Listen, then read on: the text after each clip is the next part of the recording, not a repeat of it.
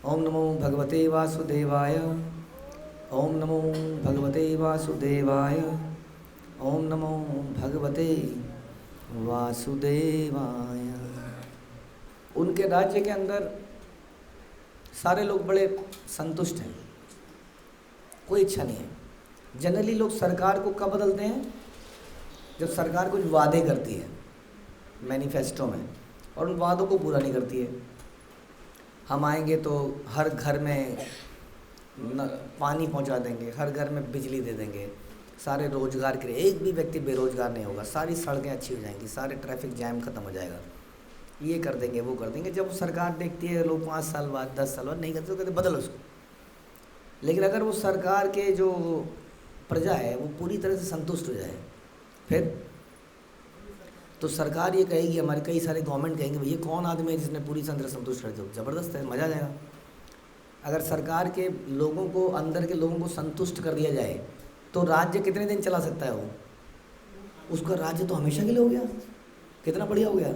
ये हमारे पॉलिटिशियंस को समझ में आ जाए कि बिना इनकी इच्छाओं को पूरा करे इनको संतुष्ट कैसे किया जाए, कोई जादू मंत्र है? नहीं तो सर ये तो जनता जो है हर 5 साल में सरकार बदल देती है। कोई तरीका है आपके पास बिना इच्छा पूरी करे किसी को संतुष्ट कर दिया जाए? कृष्ण प्रेम देकर, भक्ति देकर, ये एक ट्रिक है। तो ये ट्रिक ये पॉलिटिशियन क्यों नहीं अपनाते? क्योंकि यदि ये इस ट्रिक को अपनाने के लिए आगे बढ़ेंगे तो ये भी भक्ति करेंगे, और यदि ये भक्ति करेंगे तो ये संतुष्ट हो जाएंगे, ये खुद ही संतुष्ट हो जाएंगे। तो फिर आवश्यकता कहाँ रही? तो जो भक्ति करेगा वो संतुष्ट हो जाएगा। कई लोग कहते हैं यही तो हमें समस्या है, ये तुम सब नकारे हो जाओगे, देश की जीडीपी पे कोई योगदान नहीं होगा तुम्हारा, क्योंकि भक्ति करने से सब लोग संतुष्ट हो जाते हैं और कुछ नहीं करते, कुछ नहीं करते। जब शिला प्रभुपाद आए थे तो 40 रुपये थे उनके पास जब वो विदेश में गए। आज कोई ऐसी कंट्री, कोई ऐसी सिटी नहीं है जहाँ इस्कॉन के सेंटर या मंदिर नहीं है। पूरे वर्ल्ड में 1200-1300 मंदिर सेंटर खुल चुके हैं। हाँ, तो बताइए कुछ नहीं करते। आपने देखा आपके शहर में जहाँ पर भी आप रहते हैं, ऑनलाइन वाले भक्त या यहाँ वाले भक्त, आपके घर के आसपास जहाँ भी मैं किससे बात करता हूँ कहीं भी, हाँ हमारे आस पास वहाँ पे एक नया मंदिर बन रहा है। आपने सुना कहीं? आप बताओगे एग्जाम्पल, कहाँ सुना आपने? जहाँ कोई दूर दूर रहता हो। सहारनपुर में बन रहा है बाबू जी मंदिर, बन रहा है, मुरादाबाद में बन रहा है, पालमपुर में बन रहा है, मोदी नगर में बन रहा है, अलीगढ़ में बन रहा है। तो ऐसा आप कैसे कह सकते हैं?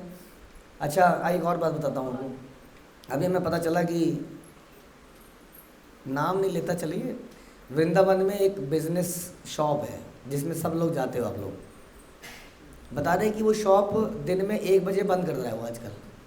क्यों बंद कर रहा है पता है? उस पर टाइम नहीं है, उसको सारा एक्सपोर्ट करना है, तो 1 बजे के बाद उसके एक्सपोर्ट के वहाँ पे बंडल्स बनते हैं। 1 बजे से लेकर रात तक वो एक्सपोर्ट के बंडल बनाता है और एक्सपोर्ट करता है। याद है हमने कुछ दिन पहले बोला था कि कैसे इस्कॉन पैसा लेके आ रहा है, और क्या बताया था मैंने तरीका कि इस्कॉन जब चलेगा तो लोग धोती कुर्ता लेंगे, गोपी ड्रेस लेंगे। अब वो पैंट बनाने वाली, स्कर्ट बनाने वाली कहाँ से गोपी ड्रेस बनाएगी विदेश में? कहाँ से जाएगा वो? इसका लाइव एग्जांपल है वृंदावन के शॉपकीपर्स पे आप जाइए, अधिकतर शॉपकीपर सब एक्सपोर्ट कर रहे हैं। कई सारे शॉपकीपर वो कह रहे हैं दुकान बंद कर दे रहा हो 1 बजे, इतना डिमांड है, और बाहर अंधाधुंध बाहर भेज रहा है। एक दिन में हजारों कुर्ते, लाखों कुर्ते, पता नहीं कितने कुर्ते पजामे या धोती या गोपी ड्रेस या पता नहीं क्या क्या, सब कुछ बाहर एक्सपोर्ट हो रहा है। और हमारे प्रधानमंत्री बड़े परेशान हैं कि कैसे विदेशी मुद्रा को लाया जाए और इम्पोर्ट को रोका जाए।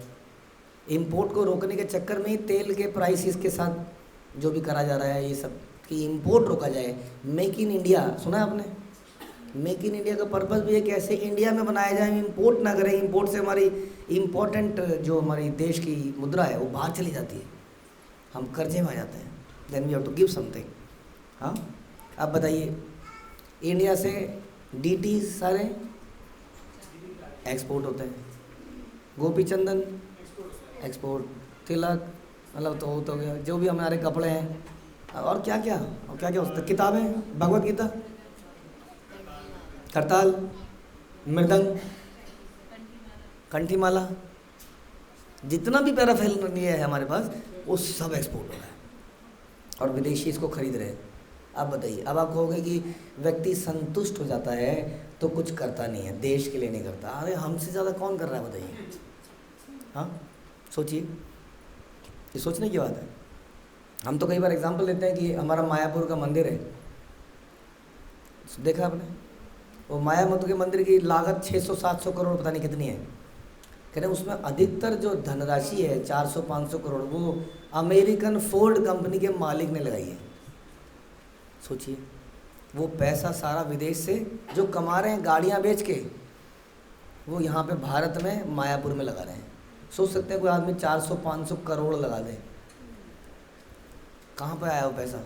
आज आप जाइए, चाहे आप इस्कॉन वृंदावन में चले जाइए, चाहे मायापुर में चला जाइए, वहाँ पे प्रॉपर्टी के प्राइस देखें आपने कहाँ से कहाँ पहुँच गए हैं। जहाँ पर इस्कॉन मंदिर है आज वृंदावन में, वो जंगल हुआ करता था, टोटली आउटस्कर्ट्स। प्रभुपाद के लोगों ने कहा कि प्रभु ये कहाँ मंदिर बना रहे हैं आप, और आज की डेट में वो सबसे महंगी जगह है। ये देश की प्रोग्रेस अगर आप इस तरीके से देखते हैं तो ऐसे देख लीजिए, ये है असली प्रोग्रेस, समझ में आया? लेकिन कभी भी हमने मंदिर ये सोच के नहीं बनाए थे कि यहाँ के प्राइस बढ़ जाएंगे या कुछ, ये सोच के बनाते ही नहीं हम लोग। और ना ही कभी हम इन ज़मीनों को बेचने वाले हैं। जो ज़मीनें आज की रेट में आसमान पे छू चुकी, जूहू मंदिर का क्या प्राइस होगा आज की रेट में? वो लगा सकता है उसकी कैलकुलेशन? उस समुद्र के किनारे सबसे पॉश जगह में मुंबई में, वहाँ पे हमारा मंदिर है, क्या हम उसको बेचेंगे? नहीं बेचेंगे। तो हम संतुष्ट हैं, भक्त संतुष्ट होता है, फिर भी समाज में इतना बड़ा परिवर्तन ले आता है, चेतना में भी और इकोनॉमी में भी, हर तरह से। जबकि वो चाहता नहीं है, वो संतुष्ट है। हाँ, कौन करता है? ये भगवान का सारा खेल है, वही करते हैं। तो इस प्रकार से अगर समझा जाए तो कोई व्यक्ति, अगर कोई राजा, कोई प्रधानमंत्री, मुख्यमंत्री ये समझ जाए कि इस प्रकार से हमें संतुष्ट होना है तो संसार बदल जाए सारा। तो राजा ऋषभदेव ऐसे व्यक्ति थे जिन्होंने इस प्रकार से सबको संतुष्ट कर रखा था, फिर भी वहाँ की इकोनॉमी बढ़ रही थी। स कदाचित चितट मानो भगवान ऋषभो ब्रह्मावर्गतो ब्रह्म ऋषि प्रवर सभायां प्रजानां निशामयन्ति नामात्मजानवहितात्मनः प्रश्रयः प्रणया भरयुष्यन्त्रिता नप्युपशीक्षयत्ति होवाच। श्लोक संख्या 19। एक बार की बात है, भगवान ऋषभदेव घूमते घूमते ब्रह्मावर्त नामक देश में पहुंच गए।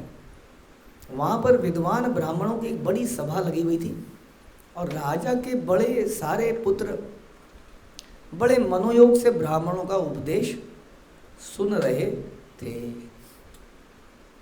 ऋषभदेव कौन है? सारे ज्ञान का सोर्स कौन है? भगवान। ऋषभदेव के बच्चे किससे ज्ञान ले रहे हैं? नहीं, ब्राह्मणों से। तो ये विद्रोह है कि नहीं? गलत है कि नहीं?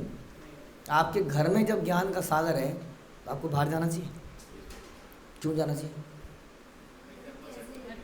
तो एग्जाम्पल क्या सेट हुआ यहाँ पर? हर किसी को गुरु की आवश्यकता है, ये मैं समझ गया। तो ऋषभदेव क्यों गुरु क्यों नहीं बन गए? क्योंकि वो ब्राह्मण नहीं थे, क्योंकि वो क्षत्रिय स्वभाव के थे। तो just to prove that we need a Brahmin, again does not mean Brahmin मतलब शर्मा जी, तिवारी जी, भट्ट जी, नो। ब्राह्मण मतलब जो अपने स्वभाव से ब्राह्मण है, जिसका मुख्य कार्य क्या होना चाहिए? शिक्षा देना। हर शिक्षा के ऊपर कितना पैसा लेना चाहिए? वो पैसे के लिए नहीं करता है, उसको कोई दक्षिणा मिलती है उसके लिए वो करता है, और वो भी अगर ज़्यादा होती है तो उसको भी बांट देता है, ये उसका नेचर है। इसलिए ज्ञान कौन देता है? ब्राह्मण देता है। इसलिए क्षत्रिय को हमेशा ब्राह्मण से ज्ञान लेना चाहिए, ये कल्चर है। और ऋषभदेव क्योंकि एक क्षत्रिय थे, ऑल्दो वो भी अपने बच्चों को शिक्षा देते थे। इसका मतलब ये नहीं है कि अगर गुरुकुल है तो माता पिता की जिम्मेदारी खत्म हो जाती है। अगर ब्राह्मण से शिक्षा मिल रही है तो अब हमारी क्या जिम्मेदारी है? ये आपका बच्चा ऐसा कर रहा है, अभी देखो आपका ही है, अब तो हमारा क्या है, आप भी तो पढ़ाते हो, आप भी तो रखते हो। तो ऐसा नहीं है, ऋषभदेव खुद भी उनको शिक्षा दे रहे हैं, लेकिन उनके लिए एक फॉर्मल एजुकेशन सिस्टम जिसमें कि ब्राह्मणों के अंतर्गत भी वो शिक्षा ले रहे हैं। समझ में आया? तो माता पिता की भी एक जिम्मेदारी बनी रहती है ऐसा कल्चर क्रिएट करने की, शिक्षा देने की। लेकिन एट द सेम टाइम कई बार क्या होता है कि घर के अंदर हम उसको गुरु का स्वभाव नहीं मान पाते, गुरु नहीं मान पाते, तो ऐसे में भी बाहर से शिक्षा लेना ज़रूरी हो जाता है। तो जो भी था कि ब्रह्मावर्त जगह थी, वहाँ पर गए तो इन्होंने क्या देखा, इनके सारे बच्चे वहाँ पर ब्राह्मणों की कथा चल रही है और ये बाहर बैठ के शराब पी रहे हैं। बच्चे सारे नहीं, शराब नहीं पी रहे थे, शराब आजकल के बड़े लोगों के बच्चे पीते हैं। और फिर कहीं पर तोड़ा फोड़ी करते हैं, वहाँ कोई इनको छेड़ता कहता है पता है किसका बेटा हूँ, फ़ोन लगाऊँ क्या अभी? नहीं। तो आजकल कोई राजा हो, कोई बड़ा सेठ हो तो उसका बच्चा यही करता हुआ कहीं पाया जाता है। लेकिन ऋषभदेव के बच्चे कहाँ पाए गए? कहाँ पाए गए? झगड़ा करते हुए नहीं पाए गए, खेलते हुए भी नहीं पाए गए। खेल भी सकते थे, क्या खेल सकते थे? घोड़ा लेके जाते और तीरंदाजी, आंखें मारा, हिरण को मार दिया, अरे उसको मारा। हिरण को पहले मारते थे, आजकल फुटबॉल को मारते हैं। वही की बात है, ऐसे करते हुए नहीं पाए गए। कहाँ पाए गए बताइए? कहीं ऐसा होता है जवान जवान छोरे कहीं से घर से गायब में, पिताजी बाहर निकले, देखा इस सत्संग में सारे बैठे हुए हैं, 100 के 100। कमाल है, 100 के 100 बैठे हुए हैं। यहाँ तो मजबूरी में जैसे बैठना ही पड़ जाता है,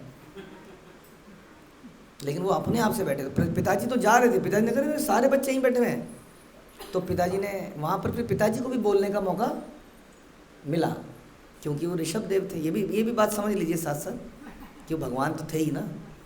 तो सारे ब्राह्मण बोल रहे थे, तो उनको भी बोला गया कि आप भी ज़रा कुछ शेयर कीजिए। ऑलरेडी यहाँ पर सारे उस सभा में समस्त नागरिकों के समक्ष ऋषभदेव ने भी अपने पुत्रों को शिक्षा दी। तो वहाँ पर वक्ता ये भी बने, इनको भी बोला गया आप भी बोलिए।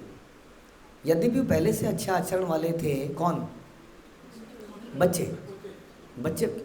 देखिए, अगर कोई बच्चा, आप गए कमरे में, आपने कमरे का दरवाज़ा खोला और देखा कि बच्चा मोबाइल लेके बैठा हुआ है, आप बताइए कि क्या कर रहा होगा वो, है ना? और आपने देखा कि वो उसके अंदर NKD कम्युनिटीज़ और उसके लेक्चर चला के सुन रहा है, तो फिर क्या मतलब हुआ? अकेले में तो क्या मतलब हुआ इसका? ये तो परफेक्ट हो गया, अब कोई टेंशन नहीं है। तो ऐसे ही तो मिला इनको, ये अचानक से गए, उन्होंने सारे बच्चे लेक्चर सुनते हुए मिले, तो कह रहे पहले से ही थे, योग्य थे, फिर भी उन्हें शिक्षा दी।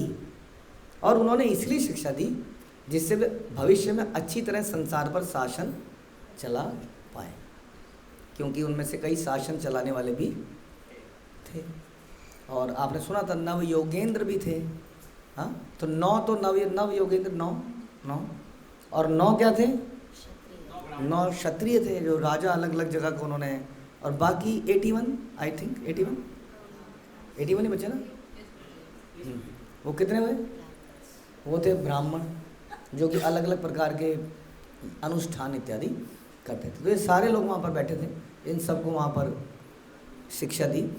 तो बताना, यदि कोई दुखों से पूर्ण इस संसार में शांतिपूर्वक रहना चाहता है तो उसके लिए भगवान ऋषभदेव द्वारा अपने पुत्रों को दी गई शिक्षाएं बड़ी मूल्यवान हैं। वास्तव में जब आप ये शिक्षाएं सुनेंगे तो अगर सही चेतना में सुनेंगे तो ऐसा लगेगा कि धरती हिल गई, हमारे पैरों के नीचे से निकल गई। ऐसी सटीक बड़ी खतरनाक नॉलेज हो, जस्ट लाइक जैसे प्रहलाद महाराज असुरों को शिक्षा देते हैं, बहुत बढ़िया शिक्षा। वैसे ऋषभदेव की शिक्षा अब हम आगे पढ़ेंगे। बड़ा फेमस श्लोक क्या है?